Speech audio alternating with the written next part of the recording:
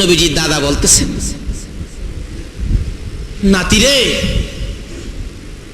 কেউ নাই। হযরত আব্বাস বলেন, আমি ছোট কাল থেকেই আমার ভাতিজার কিছু কাণ্ড কারখানা দেখছি, এই দিন থেকেই মনে মনে ভাইবা রাখছি, এটা যদি কোনোদিন কিছু বলে আমি মানব। যাই হোক, এদিকে আলোচনা না, সংক্ষেপ করে আনতেছি।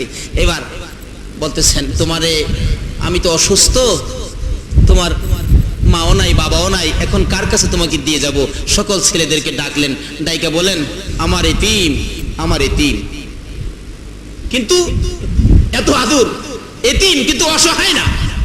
আল্লাহ বলেন, বন্ধু তুমি যখন পিতাহারা কিন্তু তোমার আদর কমে নাই, তুমি যখন মাতাহারা তারপরও তোমার আদর কমে নাই। নবীজি দাদার কাছে থাকতেন, কিন্তু দাদা সকল ছেলেদেরকে দিয়ে কাজ করাইতেন, কিন্তু আমার নবীরে কোনোদিন একটা কাজ করার জন্য দেয় না। ওই তোরা মহিলা যাই যে আমার আপত্তি নাই, আমার নাতিরে কাজও নিতে পারবি না।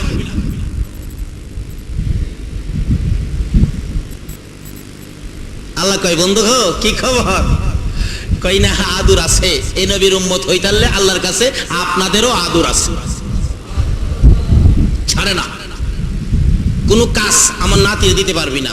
যেই হোক, এবার নবীজির দাদাও দুনিয়ার থেকে বিদায় মুহূর্ত সকল ছেলেদেরকে ডাকলেন, আসো এদিকে আসো।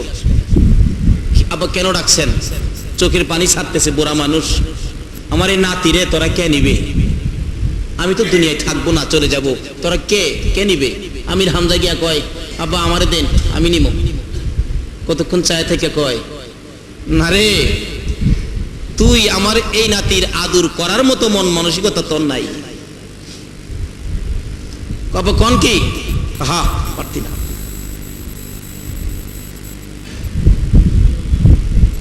আবুল আহাব আইছে, আব্দুল মুত্তালিব কয়, পারতি না। এমনি যে আই হেরেই কো পারতি না, পারতি না, সব বিদায়। হগলের শেষে নবীজির আপন চাচা আবু তালিব, নবীজির বাবার বড়, এক মার পেটে ছিলেন 4 ভাই। এর মধ্যে খাজা আব্দুল্লাহর বড় ছিলেন আবু তালিব। আবু তালিব এসে কয়, আব্বা হগলের তো বিদায় করে দিলেন, আমার জানি ভাগ্যে কি আছে জানি না, আমার কি ভাগ্যে নসিব হবে আপনার নাতিরে লালন পালনের দায়িত্ব নিতে? আব্দুল মুত্তালিব 2টা চোখের পানি জর জর করে ছেড়ে দিয়ে বলেন, বাবা আবু তালিব রে, আয়, অপেক্ষায় ছিলাম কোন সময় তুই হাত বাড়াবি, আমার আদরের নাতি তোর হাতে উঠাইয়া দিব। আব্দুল মুত্তালিব 2টা চোখের পানি ছেড়ে ছেড়ে শিশু নবীকে তুলে দিলেন আবু তালিবের কাছে। আবু তালিব নিয়ে ঘরে ঢুকলেন।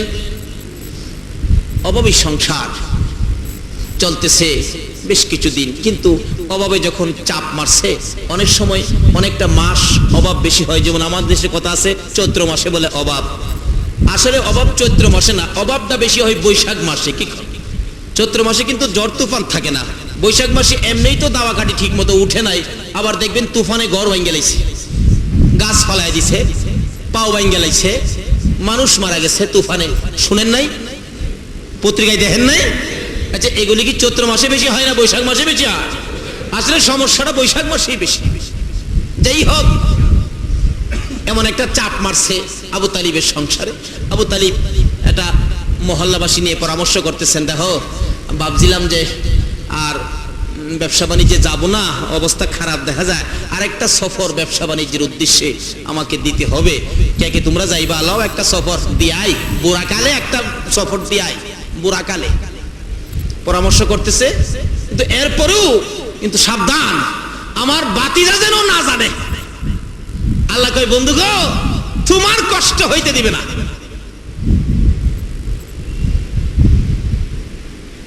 বাতিরা যেন না জানে।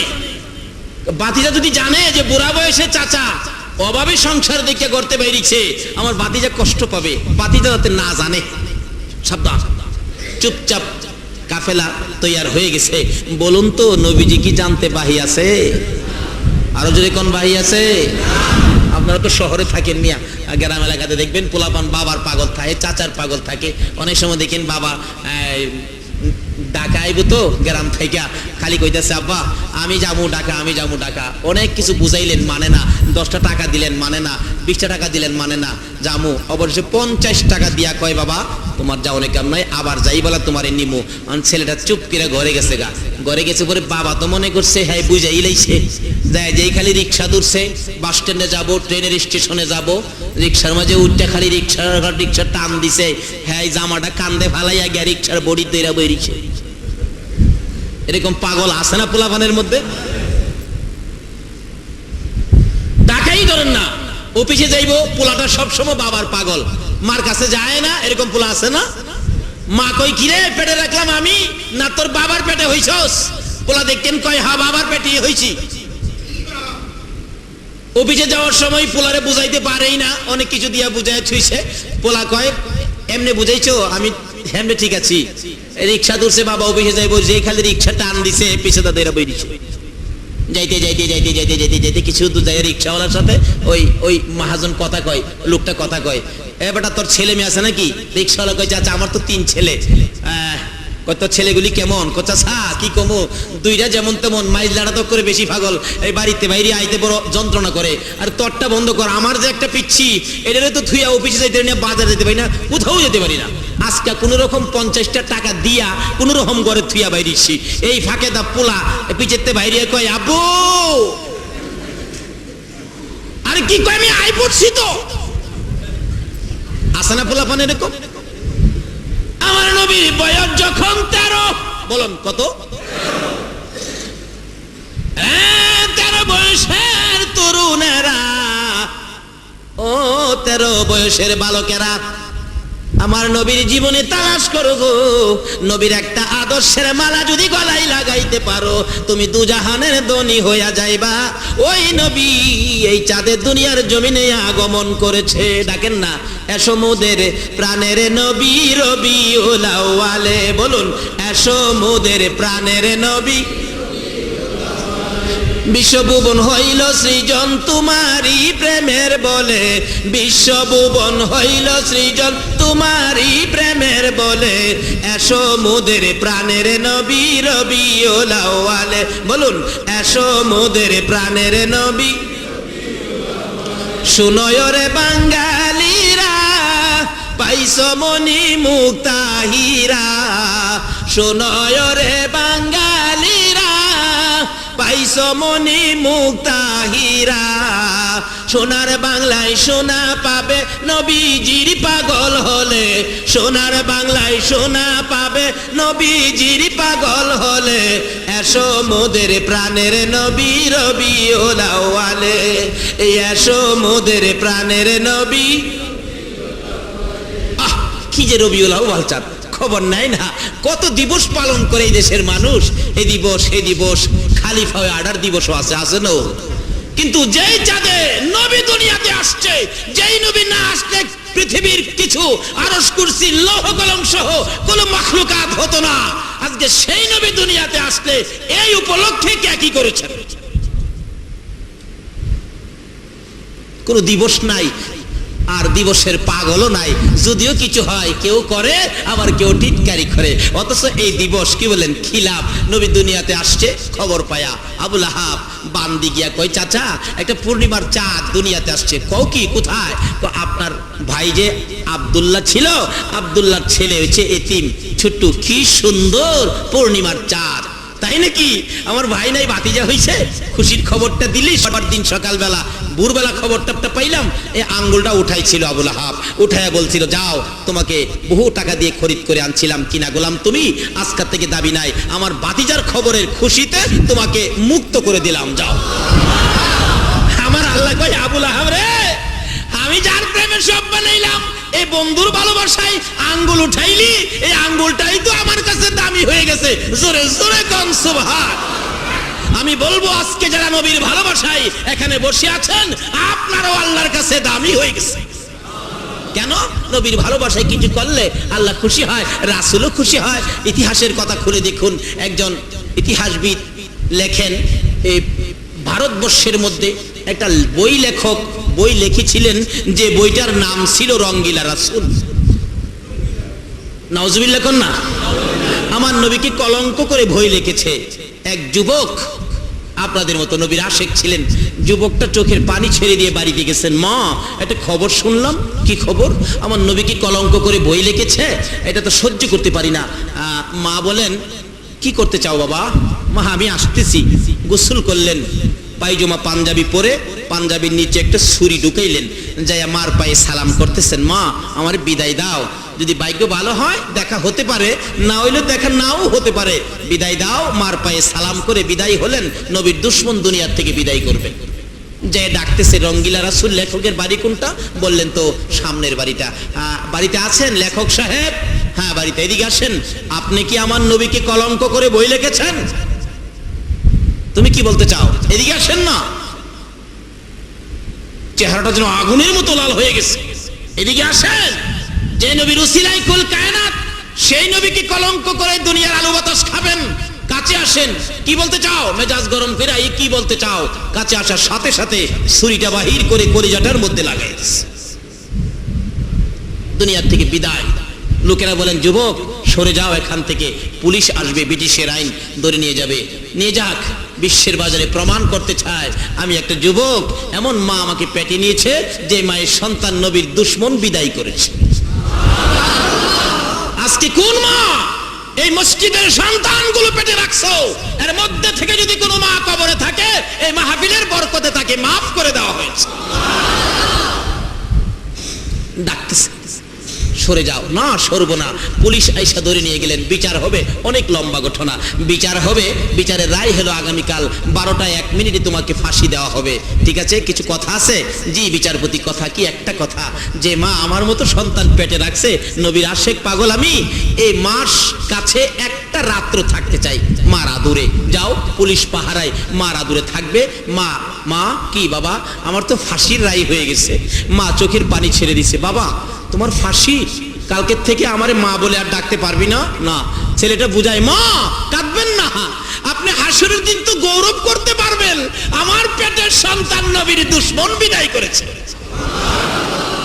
আজকে 12 দিন ব্যাপী রবিউল আউয়ালে ঈদে মিলাদুন নবীর মাহফিলের আয়োজনের কে সদস্যগুলো কারা? আপা হাসরের দিন গৌরব করতে পারবে, আমার ছেলেরা 12 দিন ব্যাপী নবীর স্মরণে মাহফিল করেছে।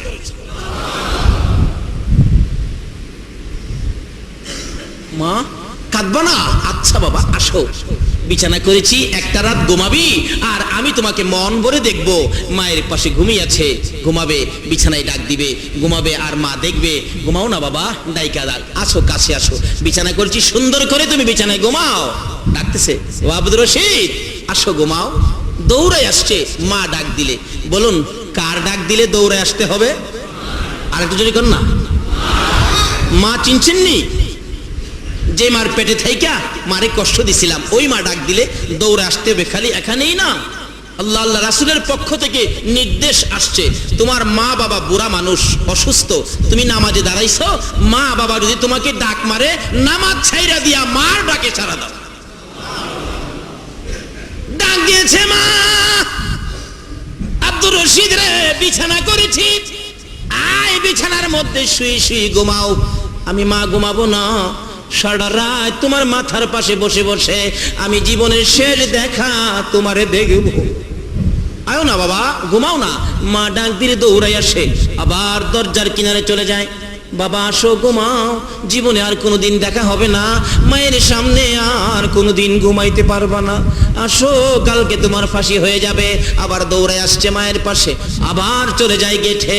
মা ডাক দেয়, বাবা আব্দুর রশিদ রে, আমি ডাক দিলে দৌড়ে আসো বিছানার কাছে। আমি মা বলি শোয়ার জন্য, না শুইয়া কেন আবার দরজার কিনারে চলে যাও? আব্দুর রশিদ দুইটা চোখের পানি ছেড়ে ছেড়ে বলেন, মা তুমি ডাক দাও এই বিছানায় শোয়ার জন্য, আমি কেন দৌড়াইয়া দরজার কিনারে চলে যাই? মা গো তাকাইয়া দেখো, দরজার কিনারে দাঁড়াইয়া আমার রাসূল আমারে ডাকতেছে।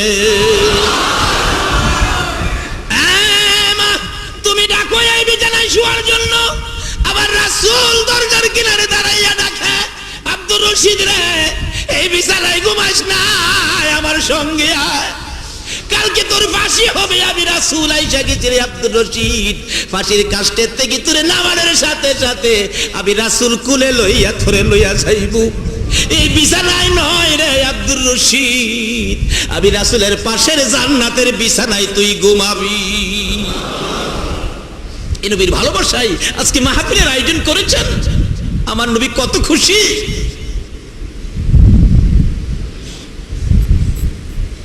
বলতেছিলাম ওই নবীর প্রেম আর ভালোবাসার মালা গলায় লাগান, আমার আল্লাহ খুশি হবে গো, রাসূল খুশি হবে গো, যে নবীর প্রেম আর ভালোবাসায় আমার আল্লাহ এত কিছু করেছেন, এক নবীর জন্য এত কিছু করেছেন। আজকে সে নবীর ভালোবাসায় সময় দেওয়ার ভাগ্য কোন মায়ের সন্তানের হয়েছে, কার হয়েছে? আসুন আগে বাড়ি ভাই সাহেব, আমি শেষ পর্যায়ে যাইতেছি, আপনাদের কষ্ট হইতাছে না তো?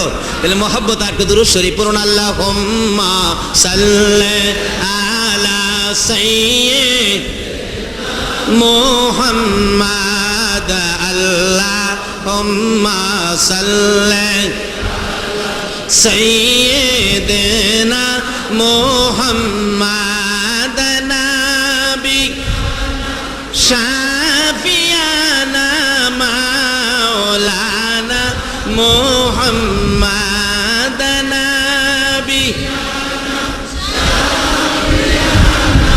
মাওলানা দিবানিশি মনেরে আমার আর দিও না যন্ত্রণা, দিবানিশি মনেরে আর দিও না যন্ত্রণা, হায়রে দনে যদি হইতাম দনে যাইতাম সোনার মদিনা, হায়রে দনে যদি হইতাম যাইতাম সোনার মদিনা। আল্লাহ সাল্লি সাইয়্যিদিনা মুহাম্মাদ, আল্লাহুম্মা সাল্লি সাইয়্যিদিনা মুহাম্মাদ, নাবি মাওলানা মুহাম্মাদ, নাবি মাওলানা বালাগাল উলা বিকামালিহি। নাই ব্যবসায়ী যাবেন বুড়া বয়সে, নবীর বয়স জানি কত ছিল? আরো জোরে কোন কত? 13 বছর বয়সের যুবক, তরুণ, বালক, বাল্যকাল আমাদের আছে না, হয়ে গেছে না? এক সময় ছিল কিনা বলুন তো? এই কালটা নবী আমাদেরকে কি দিয়ে গেলেন, এটা যদি আমাদের মধ্যে থাকে, সমাজে মহল্লায় অশান্তি থাকবে না। চাচা, চাচা কি বাবা, আপনার যেন বাপসাপ কেমন লাগে, কোথাও যাবেন নাকি? ওই যে বাচ্চা রিক্সার বড়ির ধরতেছে, কি গান? বাবা তুমি কেমনে টের পাইলা? চাচা আমার বাবা নাই, আপনি আমারে আদর করেন ছেলের মতো, আমিও কিন্তু আপনারে বাবার মর্যাদা দেই।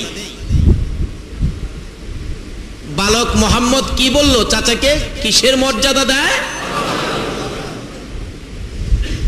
অন্ত পত্রিকায় পাওয়া যায় চাচার মাথায় বাড়িও দেয় মুসলমান।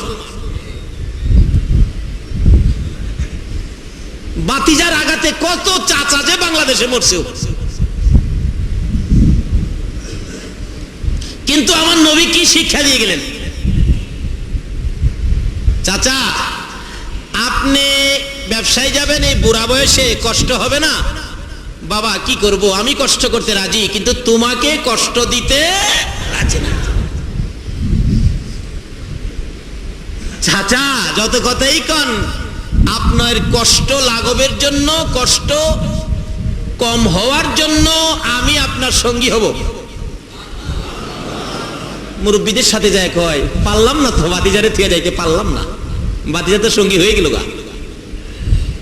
তাওরাত জাবুর ইনজিল কিতাব বলেন আমার নবী সঙ্গী হইয়া ব্যবসার উদ্দেশ্যে মক্কা নগর থেকে যাবেন কাফেলার সঙ্গে হইয়া। এক পাদ্রী তাওরাত জাবুর ইনজিল কিতাবের মধ্যে পেয়েছে 13 বছর বয়সে আখিরি নবী চাচা আবু তালিবের সঙ্গী হইয়া এই পথ দিয়ে ব্যবসার উদ্দেশ্যে যাবে। তাওরাত জাবুর ইনজিল কিতাবে খবর দিচ্ছে। তাওরাত জাবুর ইনজিল কিতাব দুনিয়াতে আইছে নবী আসার আগে না পরে? আগে নেই।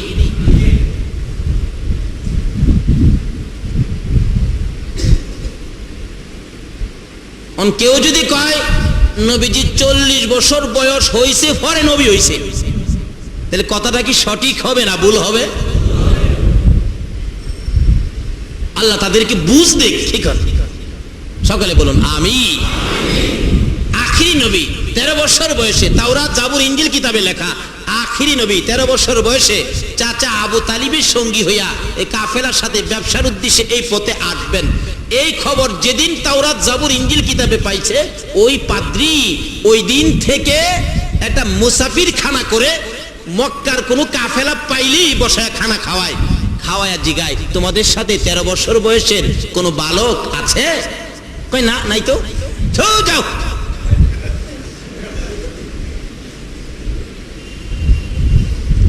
কাফেলা দেখলেই খবর দেয় নিয়ে আসো মুসাফির খানায় ঢুকাও। ঢুকাইছে খানা খাওয়াও। খানা খাওয়াইয়া উনি যায়, পাদ্রী যায়, হুজুর মানুষ তো পিসাব মানুষ মুরব্বী মানুষ যায়, যে জিগায় তোমরা কি মক্কার কাফেলা? বলে হ্যাঁ। খানা খাইছো? খাইছি। তোমাদের সাথে 13 বছর বয়সের কোনো বালক আছে? না, নাই তো। এই যে খাউন খাওয়াইতেছে সয় সম্পত্তি শেষ, কিন্তু যার খুঁজে আয়োজন তারে তো আর পায় না। পাদ্রী কি পাগল, আর উম্মত হইয়া পাগল হইলাম। শেষ বয়স, সম্পত্তি শেষ, শেষ মুহূর্ত ডাকতেছে। হাইরে মনের আশা কি পুরা হবে না? এমনি সময় দেখে একটা কাফেলা আইসা বাড়ির সামনে ক্লান্ত হইয়া গাছের নিচে বসছে।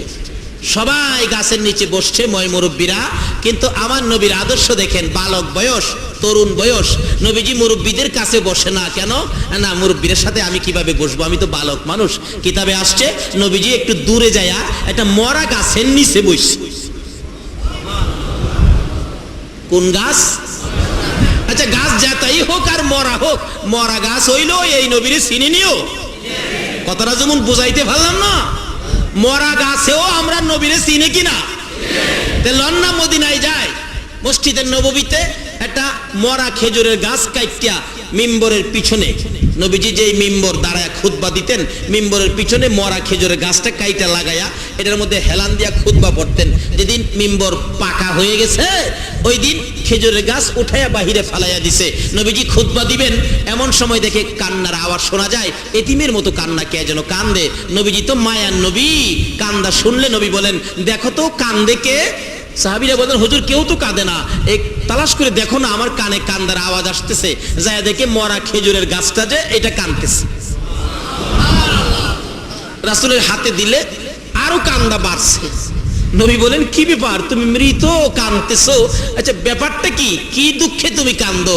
ইয়া রাসূলুল্লাহ দুঃখ আমার একটা, মরা গাছ কথা কয়। সুবহানাল্লাহ কইতেন না?